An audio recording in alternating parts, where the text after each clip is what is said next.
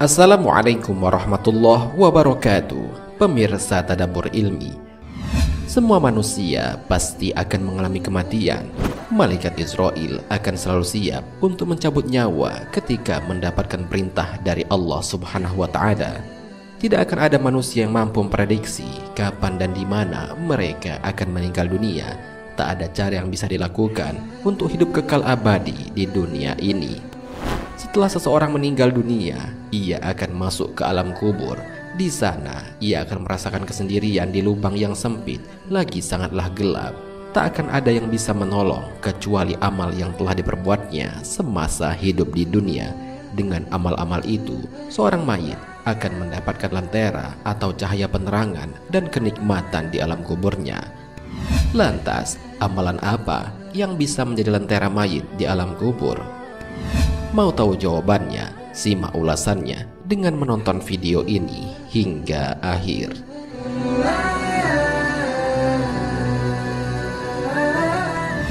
Sebelum lanjut, bagi kalian yang belum subscribe, silahkan untuk menekan tombol subscribe terlebih dahulu.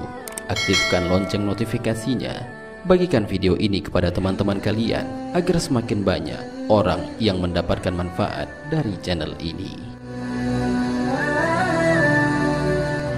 Menjaga sholat wajib 5 waktu. Sebagai umat muslim, sudah menjadi kewajiban bagi kita untuk melaksanakan sholat wajib 5 waktu.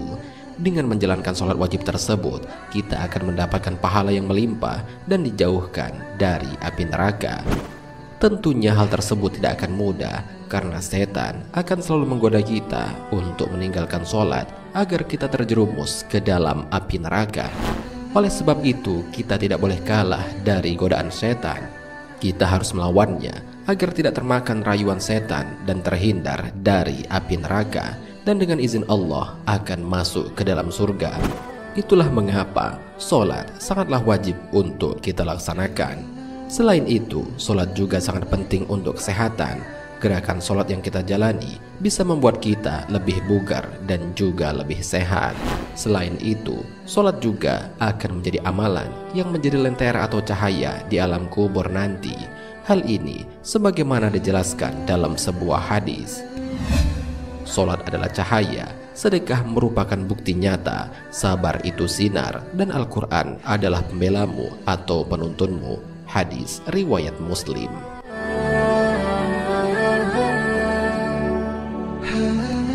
Rajin membaca kitab suci Al-Quran. Al-Quran menjadi kitab terakhir sebagai penyempurna dari kitab-kitab sebelumnya. Semua yang ada di dalam Al-Quran menjadi pedoman umat muslim yang ada di seluruh dunia. Semua hukum Islam tentang kehidupan serta gambaran akhirat lengkap semuanya ada di dalam Al-Quran. Sebagai orang yang beriman, kita sangat dianjurkan untuk selalu membaca Al-Quran. Dengan begitu, diri kita akan menjadi terbimbing ke jalan yang benar dan tidak tersesat ke dalam bujukan setan yang mampu menyeret kita ke dalam api neraka. Hal ini sebagaimana dijelaskan dalam Al-Quran. Sesungguhnya Al-Quran ini memberikan petunjuk kepada jalan yang lurus dan memberi kabar gembira kepada orang-orang mukmin yang mengerjakan amal soleh bahwa bagi mereka ada pahala yang besar. Al-Quran Surat Al-Isra ayat 9.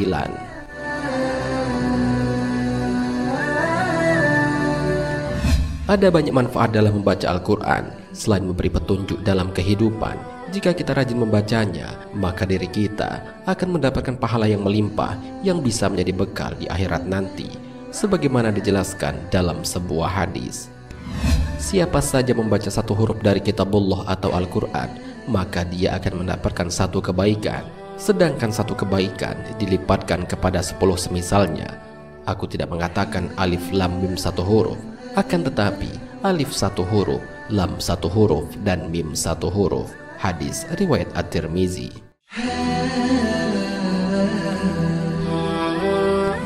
Setelah seseorang meninggal dan masuk ke alam kubur, amalan membaca Al-Quran akan menjadi salah satu lentera yang akan menerangi mayit di alam kubur. Hal ini sebagaimana dijelaskan dalam sebuah hadis. Aku wasiatkan kepada kalian agar bertakwa kepada Allah dan Al-Quran. Sesungguhnya ia adalah cahaya kegelapan, petunjuk di siang hari. Maka bacalah dengan sungguh-sungguh. Hadis riwayat Baihaqi. Orang yang menuntut ilmu dan mengamalkannya. Semasa hidup di dunia, kita diberikan kesempatan oleh Allah untuk melakukan ibadah dan amal kebaikan. Hal ini bertujuan untuk menguji sebesar apa keimanan dan ketakwaan kita kepada Allah Subhanahu wa Ta'ala. Menuntut ilmu menjadi salah satu amalan baik yang sangat disarankan oleh Allah Subhanahu wa Ta'ala. Dengan mendapatkan ilmu yang banyak juga mengamalkannya, kita juga akan mendapatkan banyak kemudahan di dunia dan mendapatkan pahala yang tak akan terputus meski sudah meninggal dunia. Hal ini sebagaimana dijelaskan dalam sebuah hadis.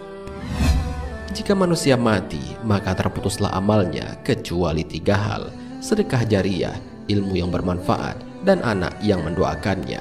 Selain itu, orang-orang yang berilmu dan mengamalkan ilmunya juga akan dinaikkan beberapa derajat oleh Allah Subhanahu wa Ta'ala. Hal ini sebagaimana dijelaskan dalam Al-Quran. Hai orang-orang yang beriman, apabila dikatakan kepadamu, berilah kelapangan di dalam majelis-majelis, maka lapangkanlah, niscaya Allah akan memberi kelapangan untukmu. Dan apabila dikatakan berdirilah kamu, maka berdirilah, niscaya Allah akan mengangkat derajat orang-orang yang beriman di antaramu dan orang-orang yang diberi ilmu beberapa derajat. Dan Allah Maha teliti apa yang kamu kerjakan. Al-Quran Surat Al-Mujadalah ayat 11.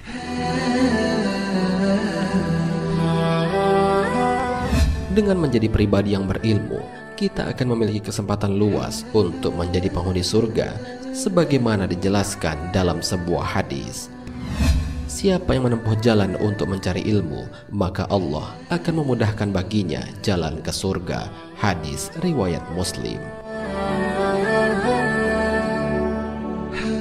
Pemirsa Tadabbur Ilmi, demikianlah penjelasan mengenai amalan yang akan menjadi lentera atau penerang di alam kubur. Semoga pembahasan kali ini bermanfaat, dan bagi yang mengamalkannya, semoga menjadi salah satu orang yang mendapatkan penerangan di alam kubur dan terbebas dari siksa kubur itu. Amin ya Rabbal Alamin. Wallahu a'lam bishawab. Jika terdapat kesalahan dalam penyampaian ini, admin mohon maaf, dan itu merupakan kesalahan dari admin sendiri. Jika ada benarnya, itu adalah dari Allah Subhanahu wa Ta'ala. Semoga bermanfaat. Wassalamualaikum warahmatullahi wabarakatuh. Syukran ya Rabbi, syukran.